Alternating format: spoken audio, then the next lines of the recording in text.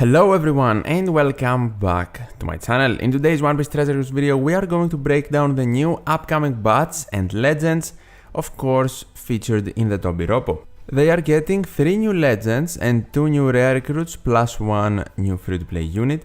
We are going to go through all of the information and their abilities and decide if they are good or not, quickly break them down. And of course, as you can see, the information is coming from the One Piece Treasure Cruise official Discord. Link to join will be in the description.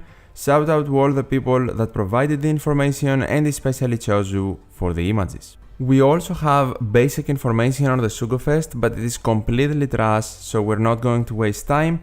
Let's immediately jump to the characters. First up, we have Legend 1, Black Maria. She is a superclass powerhouse legend and she is also Q and Cerebral. For her captain ability, if Strength, Dex and Q characters are all on the crew, she boosts Strength, Dex and Q by 5.25 times, HP and RCV by 1.2. She makes crews Psi, Int, RCV and TND slots have matching slot effects and reduces crews paralysis duration by 10 turns. That is a very standard but pretty decent captain ability. Another paralysis reducing captain ability just after Super Tandem Law.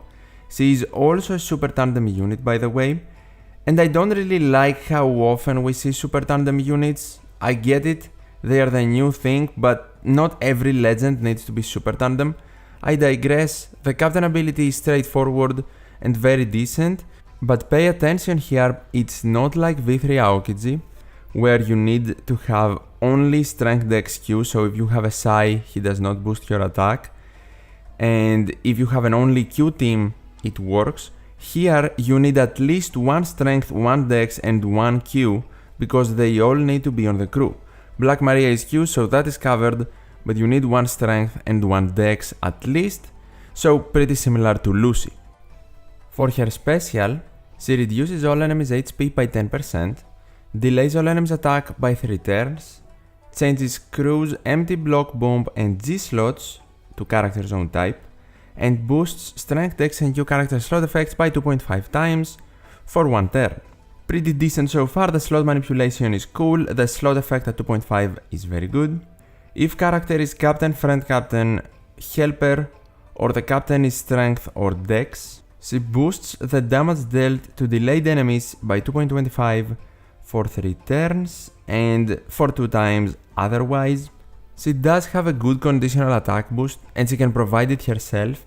The thing is that it does not go through immunity first of all, but if the enemy does not have immunity, she can provide it for 3 turns, which is cool I guess, but she can only provide the delay once, except if you run her as double captain. So for you to get a conditional attack boost for 3 turns, you need a lot of specific stuff to happen, and I can definitely say the middle part of her special with the slot manipulation and boost is the main one. Not a bad unit for Strength, Dex and Q teams, it seems like. For her crewmate abilities, if captain is Strength or Dex, makes crews Q and Dex slots have matching slot effects, pretty nice. And if captain is Strength or Dex again, reduce crews paralysis duration by 2 turns, this is huge. This sailor ability is insanely good. Actually both of them are very good, so she's a great sub to have. For her superclass, when any of the following characters are on the crew, so Kaido, King, Queen, Jack, Sasaki, Who's Who, Page 1 and Ulti, changes character's slot to TND, increases effect of crew slot effect boost to 3 times, okay, and makes everyone superclass powerhouse. Just like Roger Newgate, she can increase the slot effect boost. It does not matter if it is her slot effect boost or another one, she can increase it to 3 times. Even if it is one of those that the enemy provides a buff that is 1.1 times, she can still increase it to 3 times. If it is an ore boost from a swap, she can still increase it to 3 times. So this is a very good effect. Changing her slot to TND, if she's captain, she also makes it matching, which is cool, and I'm guessing it will help with the Super Tandem, so let's proceed.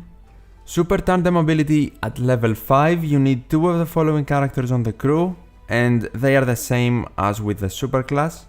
The effect though, she applies a tandem attack boost of 2.25 times to strength and dex characters for 1 turn and reduces all enemies' defense up for 2 turns. I'll tell you what, this is fine, but I have a huge issue with Super Tandem.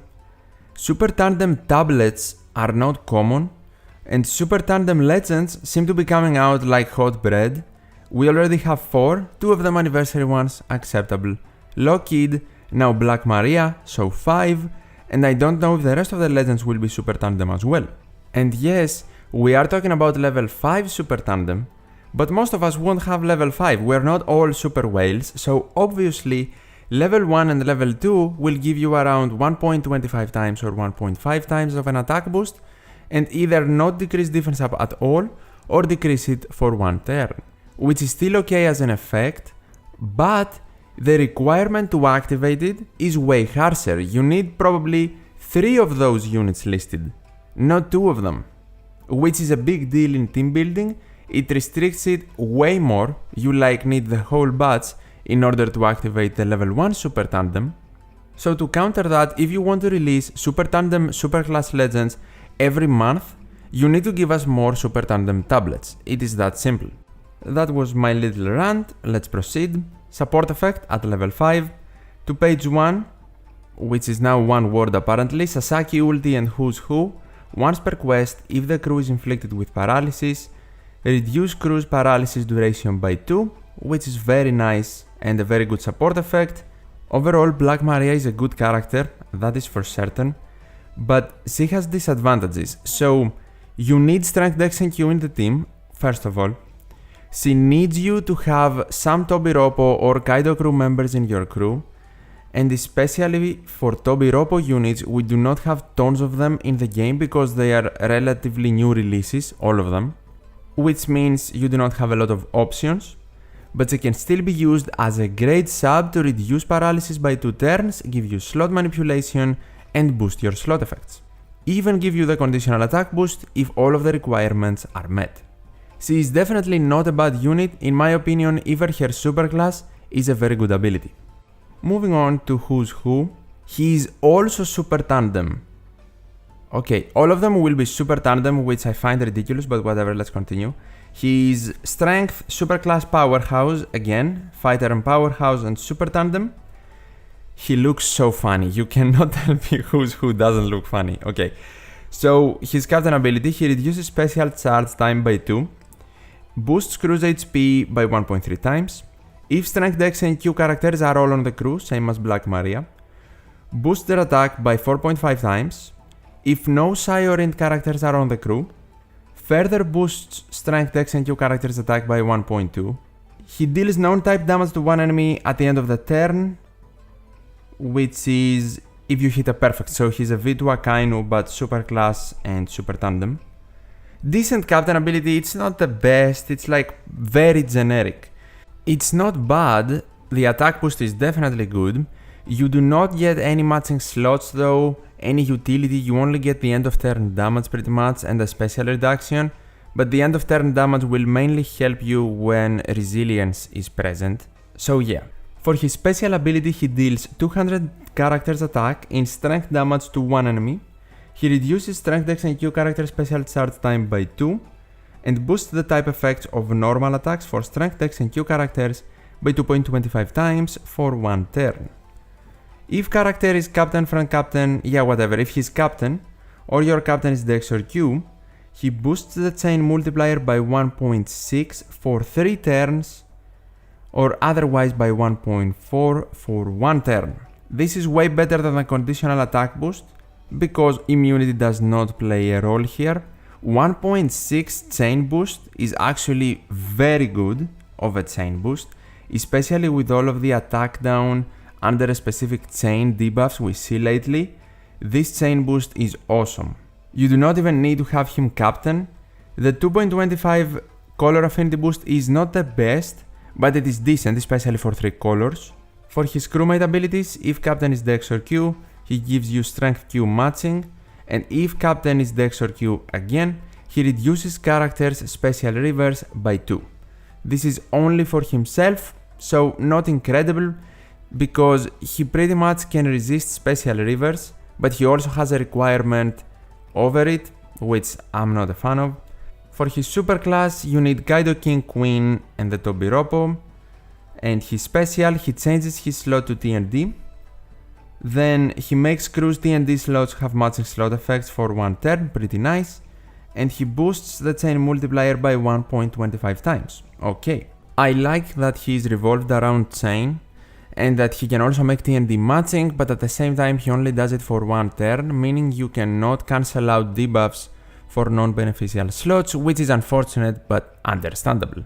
For his super tandem, when any of the two following characters are on the crew, same as the super class, he applies attack boost tandem of 2.25 to Dex and Q for one turn, and reduces all enemies' damage reduction duration by 2 turns. This is the Rainbow Shield, of course, not Threshold, which is very similar to Black Maria, and I'm guessing at level 1, again, things will be way worse. It's pretty much a repeat of the previous one, but for Dex and Q, and damage reduction, no defense up. For his support effect, he can be attached to page 1 Sasaki, Ulti, and Black Maria. He reduces supported character special charge time by 1 turn, and changes supported character slot to character zone type at the start of the final battle, which is fine. The special charge time reduction could be for 2, that would be way better, but it is still a decent support. Overall, Who's Who is not impressive. He's not a bad legend, don't get me wrong, he definitely is decent, he can do some nice stuff, he can be considered similar to V2 Akainu, I guess, but more modernized, without doing the same things, of course.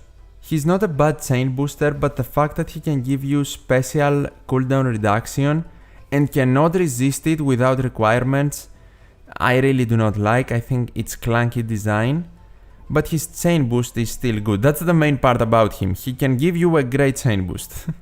Sasaki is up next. He's also super tandem and super class powerhouse, because we need more of those, and he's also striker.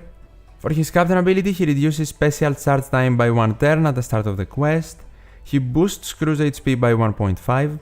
If Strength, Dex and Q characters are all on the crew, he boosts their attack by 4.5 times.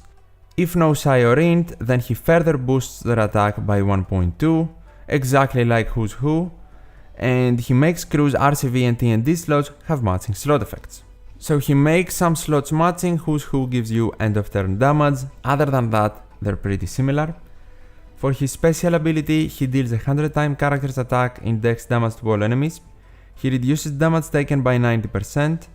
He boosts Strength, Dex and Q character's attack by 2.5 times for 1 turn, and if he is captain of any sort, or your captain is Strength or Q, he boosts Strength, Dex and Q character's base attack by 1250 for 3 turns, or by 1000 for 1 turn otherwise. We stick to the theme these units seem to have. They do some utility stuff, but the main part gives you an attack boost, an ore boost or a color affinity boost, and then they give you a boost based on your captain for 3 turns. And if you do not meet the requirements, you get it for less, but for 1 turn. In my opinion, it is a good theme to have for these new legends. I just do not like that all of them are super class powerhouse and super tandem. But let's continue with Sasaki's crewmate abilities. If your captain is a strength or Q type, he makes Crew's dex and strength slots have matching slot effects.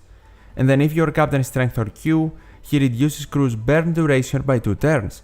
That's cool, something new. It is not going to be used in every quest, of course, it's not going to be relevant in every quest, or as impactful in my opinion as the paralysis removal from Black Maria's crewmate ability, but it's still something new, something unique, so good to see. For his superclass ability, he needs either one of the Kaido crew members or the Tobi Roppo as a sub. He changes character slot to TND. He deals 80 times character's attack in non-type damage to all enemies. He reduces Strength, Dex and Q character special charge time by 1 turn. He applies minus 50% powerhouse resistance, yeah that exists, to all enemies for 1 turn and makes everyone superclass. I guess this is probably the worst superclass ability out of the 3, but they ran out of things to add to the superclass abilities, so here we have it. It's not horrible, but it's not great either.